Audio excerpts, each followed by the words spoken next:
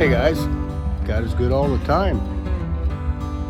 And you know, he makes some of us that would poke a hole in a perfectly good tent. What I'm trying to do is turn this tent here into a hot tent. And if you guys don't know what a hot tent is just a tent that has a wood stove or some sort of way of heating the inside.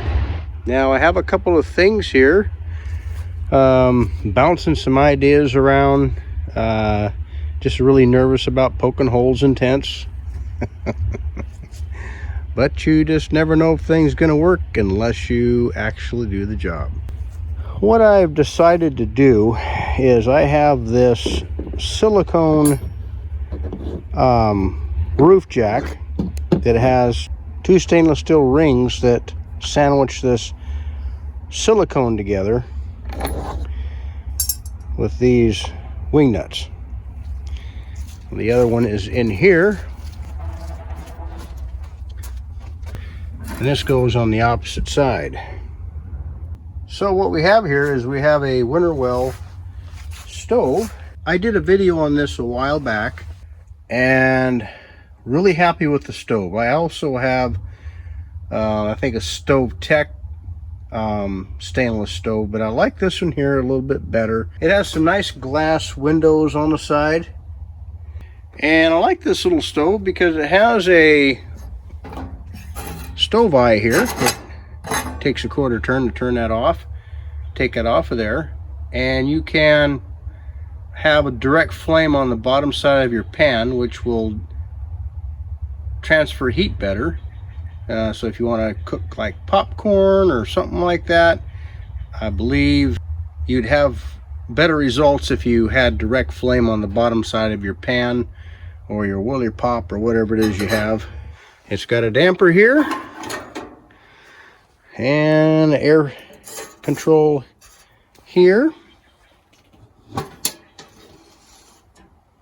and a nice little screen so your ashes will fall down to the bottom. I actually made this little poker a while back for our rocket stove. Heidi's got some videos on using a rocket stove for cooking. And the stove actually came with a spark arrestor for the top of it. This part here is insulated. It's going to run actually through the fabric up there. You can just see a circle I've sat and contemplated where I want this stove to sit to maximize my space and also make it to where it's not going to be in the way of anything. I think it's supposed to be a 6 or an 8-man tent. I have a couple of cots coming, one for me, one for Heidi. That's going to be able to sit in here. That'll kind of be our bedroom. This door here opens up and it looks just like this side, and we have a little awning or flaps that come up, and these little poles came with it. You only get 3 of these, but it's not that difficult for me to make some more poles out of 1/2-inch conduit, electrical conduit.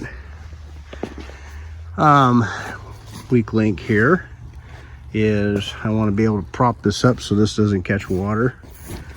So anyway, back to the reason for the video is putting this little stove in here and turning this into a hot tent. Now, obviously, it might work for me, it might not work for me. I might catch this whole thing on fire. So obviously, it goes without saying that this tent could go up in a big ball of flames, but I've been brainstorming a little bit, and you know, this is a sheet of stainless, and this is just a piece of tin. I thought about cleaning that up and putting it on there, and then just having an air gap in here and help to disperse you know, just to disperse the heat away from the fabric. That's just sitting back there for right now. I'm you know, wanting to make some shrouding and whatnot for this stovepipe. So I went back and forth and back and forth, and I think I'm just gonna go ahead and put it right here. All of my options over here, nothing lined up. So I'm just gonna go poke it through the roof.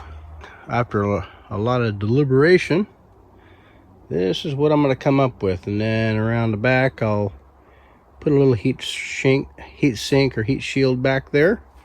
I believe I'll make it out of that corrugated stuff, and that might make it look kind of nice back there. So we're gonna go ahead and cut this hole here.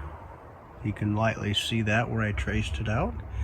That is the circumference of the inside of this flange. And then all that sandwiches together. Now you can see that I traced the flange. I have the holes lined up. I'm going to go ahead and I might just go ahead and melt those through. Take a little bit of heat, maybe a nail or something like that, and run those through with a nail so I don't have to cut those.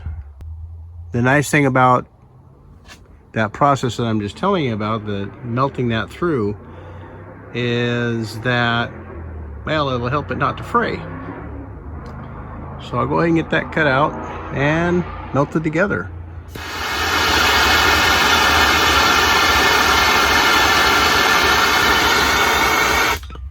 I just took a tent stake and I'm just poking them through the center of the marked holes.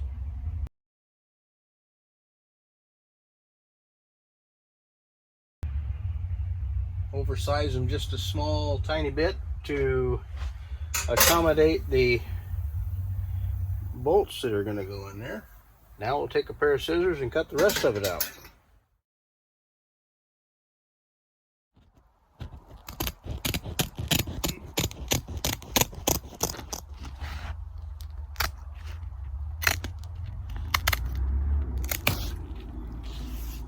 Now, who in their right mind would poke a hole in a perfectly good tent? What I'm doing here is I'm lining up the outer flange. I'm going to put this on the outside, and then I'm going to have the screws come in from the bottom side. I think it'll be easier to assemble that way. I call these screws, I think they're like a wing nut bolt. Wing bolt. Anyway, here we go. So I'm going to put the silicone on the outside. I'm not going to run them down tight, I'm just going to get them started so I have a little flexibility. I have the outer flange above the silicone, and then I have the tent, the outer part, and then I have the screen, and then I have the other flange, and it's supposed to sandwich all that together and be impervious to leaks.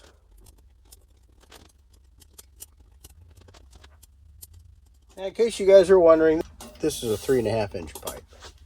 All that stuff lined up remarkably well. Now I'll just tighten the wing nuts. Just don't know. I think the heat's going to rise up like here, and I don't know. It just seems to me like it needs more around there. But again, I'm going to put a light fire in this, and I'm not going to build a really hot fire until I feel comfortable that it's going to be nice and cool around this. There. Now we have some flexibility. I like that better than going through the wall. I really didn't have a good place to go. One part I did not like about going through the roof like that is it's hard to reach up there and install this stuff and maintain it. However, I think all in all, structurally wise, and this, that, and the other thing, I think we're in better shape.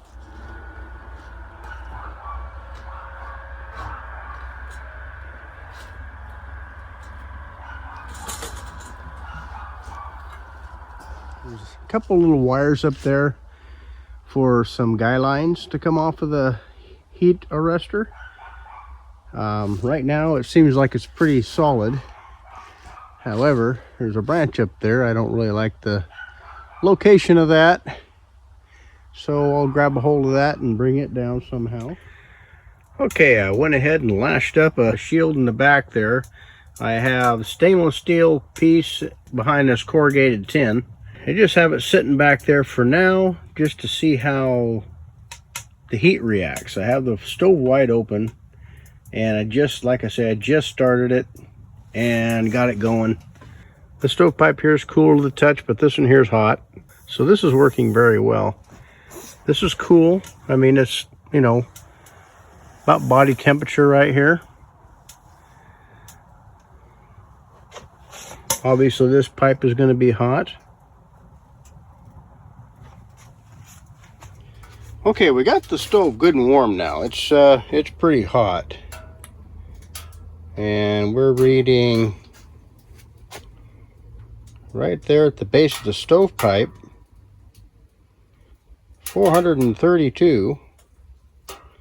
That's good enough to cook on for sure. That's about 100 degrees. The elbow, 153. Stovepipe right here on the angle, 165. Okay, I just turned down the damper and shut the damper on this. I'm gonna let it just go for a little bit and see how warm. It's actually nice, and it's not really cold day right now. We're in the middle of September.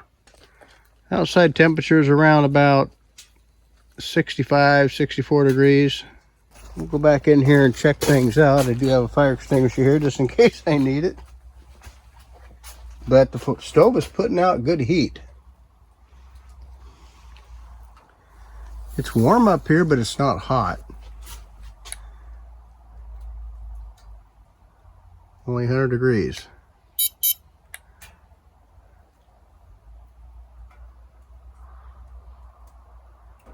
$109.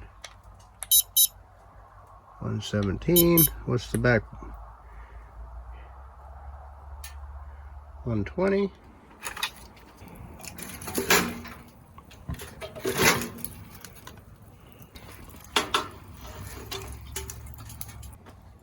And it's not smoking in here. I opened the door a little bit and it'll smoke, but that's because I have that damper there not drawing right now. I have the stove turned down some. It's working really well. Yeah, the top of the stove is 350, 400 degrees. And the stovepipe's pretty warm. And it's going right up through the roof. It's nice dry firewood. Very little smoke. Once the fire gets going, it gets hot, that smoke will disappear.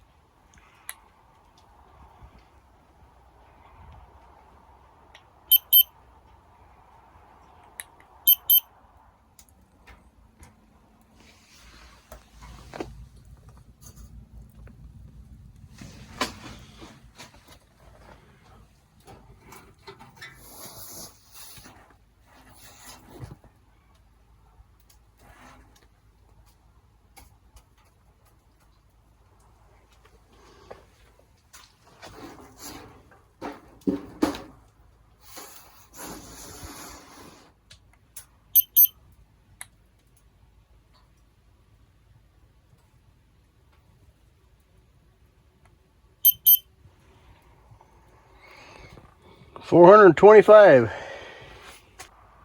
Oh, 86.2 this side of 90. About 80 degrees up there. And the fabric is about 85 degrees. No different than a warm summer day. It's nice and toasty warm in here.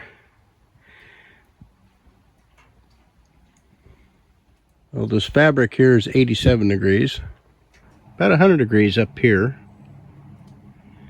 Just in the roof and in the ceiling. 100 degrees. I think it's going to work really good. The only thing is you're going to have to kind of babysit this thing. I can put some bigger wood in there, and I think it'll last actually quite a while, maybe an hour or so. Okay, I took the heat shields out, and I have the stove going at about, I've got the dampers open,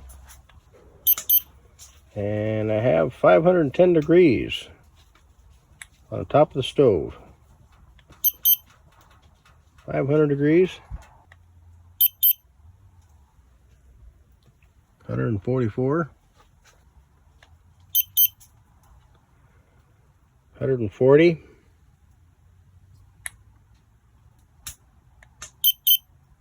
122.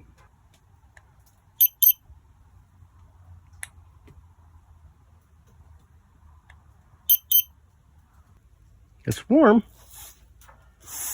but it isn't hot. I can lay the back of my hand on there, and I'm okay with that. I don't know if I want to touch this though. I would say I wouldn't want it going any hotter than this. But 500 degrees, that's getting with it, and it is warm in here. Well, the best I can tell, the ambient temperature by measuring this cloth here is over 100 degrees. Well, I hope you guys found this video, if nothing else, entertaining. I don't even think I need the protection in the back. I'm going to play with this some more. That's just one of those things you just have to play with. Every tent's going to be different. I'm just this side of sweating. Actually, I am sweating. Standing next to this little guy, so I think it's going to serve us well. Anyway, thanks for watching. Take care, and God bless.